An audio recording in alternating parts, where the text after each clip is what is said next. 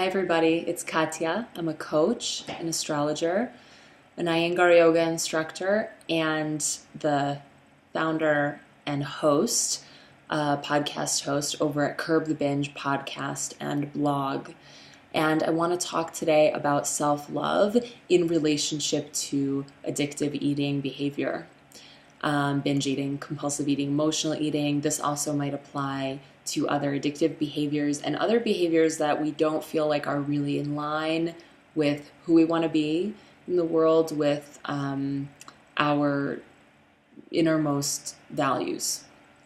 So in the milieu of conversation around binge eating and compulsive eating, addictive eating, there are a couple of different stances. One is that self-love is really the underlying issue. And the other stance says that self-love was never really the issue, and that what we really need to address is the physical addiction component and also the behavioral component, which are obviously interlocked. And so what I want to discuss today is that really, in my experience, it's both. And I want to talk about why, and I want to talk about how they interact with each other, those two kinds of work. The developing of self-love and also the outer, or what we could call outer work, or the behavioral work. So I want to start by talking about a theory called self-perception theory. And this comes from Daryl Bem, a researcher that Susan Pierce Thompson talks about a lot. She talks about him in her book. She talks about this theory. It was developed in the late 1960s and 70s and early 70s. And self-perception theory says that rather than judging ourselves, so it's about how we judge ourselves and our own ideas and how we view ourselves. So it states that rather than judging ourselves by an inner feeling that we have, we actually judge ourselves by watching and observing our own actions. So that if we observe ourselves being late consistently, we start to view ourselves perhaps as somebody that's not really in integrity with what they say they'll do.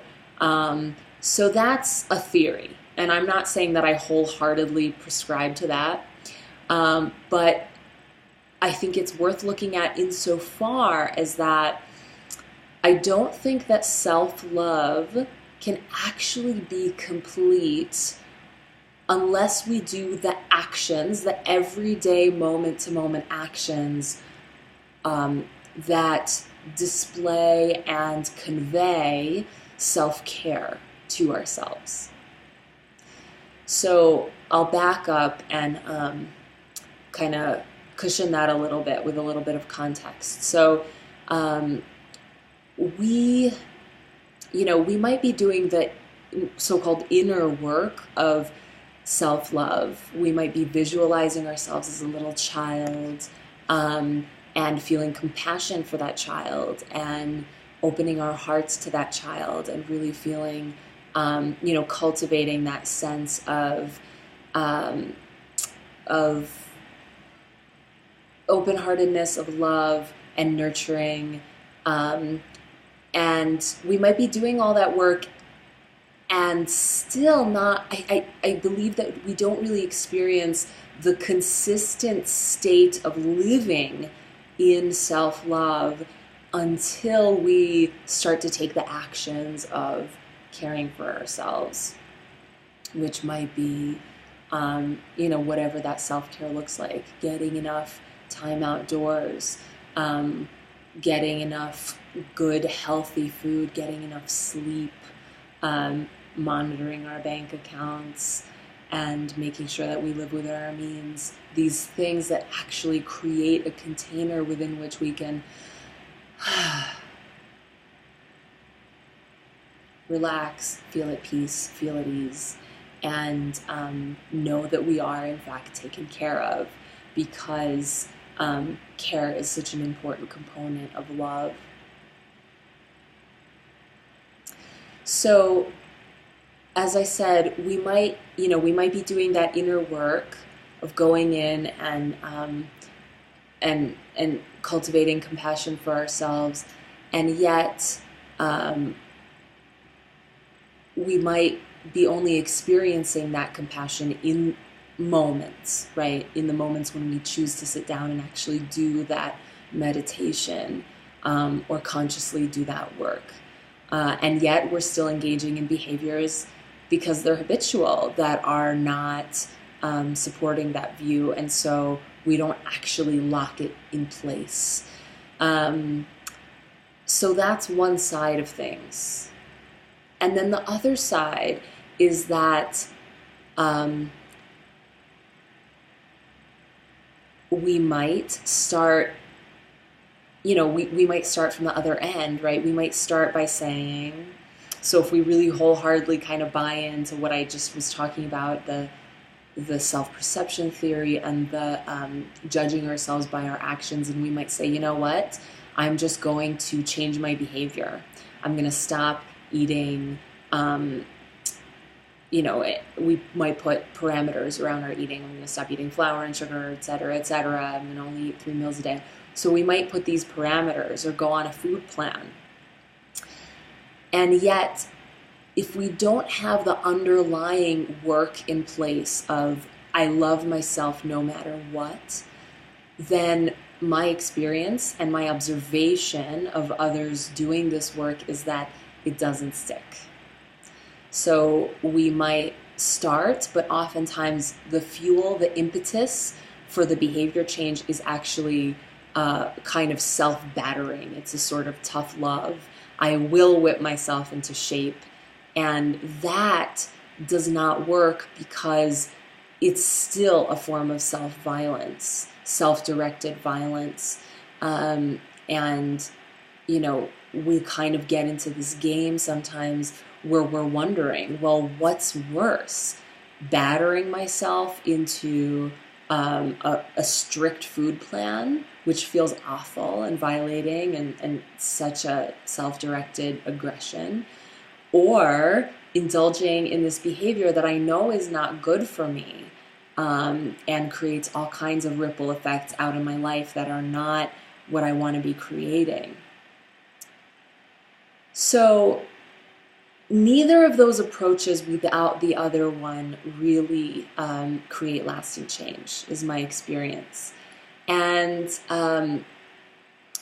my actual experience is that we do have to start with the deeper work. We do have to do lay down the foundational work of starting to see ourselves as the soul that is actually struggling. So instead of identifying with the person that's making the bad decisions, or the person that's going to persevere, instead of identifying with either one of those, we see ourselves as the soul that's engaging in the struggle, that really wants to understand, that wants to get through this, and that doesn't understand yet. And we, in order to really do this effectively, we must understand that everybody in this world is on some kind of a learning curve. I mean, I could be, maybe it's otherwise, but from what I understand thus far in my existence, is that everyone who's here, who's still on this plane, is on some kind of a learning curve. And if you're on a learning curve, you're somewhere along that learning curve. You might be at the very, very beginning. That's not bad, and it's not shameful, and there's nothing wrong with it. In order to get to the end of that learning curve, you have to start at the beginning, and that's just real.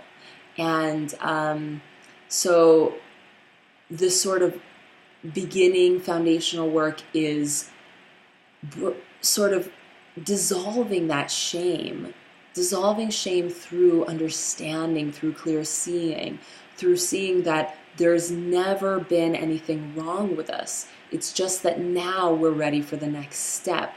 We're ready to grow, and that growth is really not easy, and that there's going to be resistance, and that we're actually taking on something quite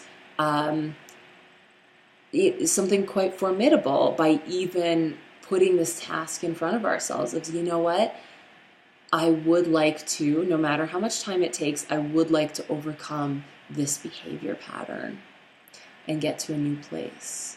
So we dissolve that shame, and we really start to forgive ourselves for not understanding yet. We understand that it's a process. We understand we're just at a certain part of the process. So one meditation that can be very helpful, it was given to me by one of my dear teachers, is saying to yourself in your meditation periodically, I forgive myself for not understanding. So this can be such a lovely one for softening around that constriction and any deep emotions, overwhelming potentially emotions that we have around where we aren't yet. And so that's one. Another piece, another tack we can take is to visualize the parts of ourselves that are still engaging, that are still kind of driving us to engage in the addictive or destructive behaviors, and or the behaviors we want to let go of. And we visualize them. We ask them to be shown to us, and we really investigate them. We ask them, what is it that you're really hungry for? What is it that you really want? What is it that you really need? And thereby we come to understand ourselves better. We might be really surprised by what we see. We might see, oceans of ancestors that lived through war and poverty and starvation, and are still very much afraid that there's going to be a lack. We might see parts of ourselves that just need love, or just need community, or just need, financial security, whatever. Like we have to be open to what we see when we dive in there and ask to be shown the parts of us. It might be nothing that I said or even alluded to. It might be something completely unique to you. So those are a couple of things that we can do to actually start moving the needle on how we feel about ourselves, and the actual sort of underlying message that we want to convey to our deep self, and that really most vulnerable place, that vulnerable, childlike, soft part of ourselves. What we want to convey to them is that I love you no matter what. And I know that you will learn this at your own pace. So I'm not looking for you to be at the finish line tomorrow. You can be there whenever you get there. And in the meantime, I love you right where you are now.